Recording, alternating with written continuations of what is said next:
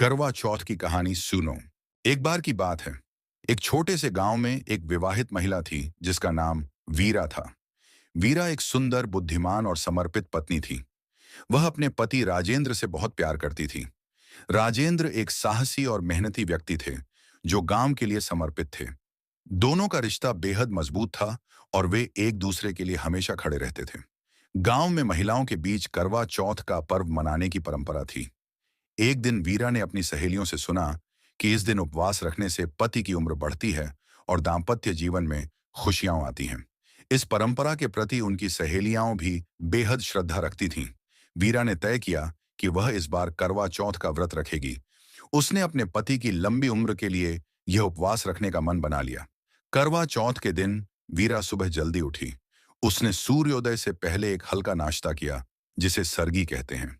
सरगी में आमतौर पर दूध, फल और कुछ मिठाइयां शामिल होती हैं।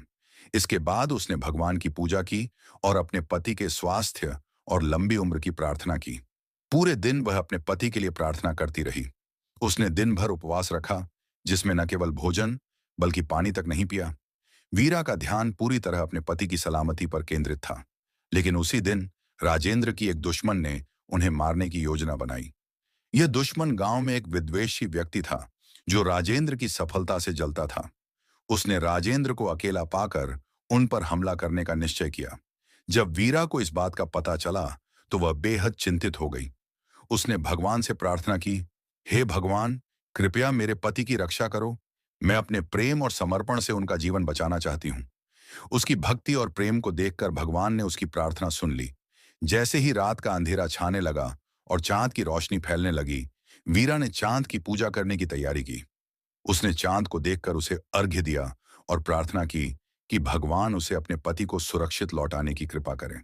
जैसे ही चांद निकला, उसी समय राजेंद्र ने अपनी दुश्मन को पराजित कर दिया और सुरक्षित घर लौट आए। जब वीरा ने अपने पति को लौटते हुए देखा तो उसकी आंखों में आंसू थे।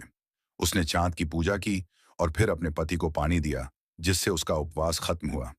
इस घटना के बाद करवा चौथ का पर्व पूरे गांव में एक परंपरा बन गया।